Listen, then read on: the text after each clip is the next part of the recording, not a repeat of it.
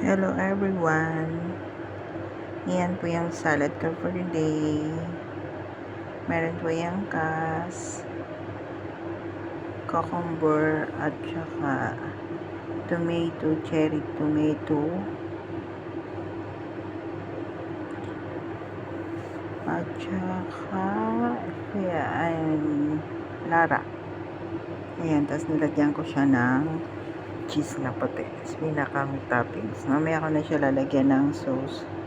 Kasi kapag nilagyan ko kagad siya ng sauce, hindi na siya crispy kainin mamaya. So, kapag kakain na sila, saka ko siya lalagyan ng sauce para masarap.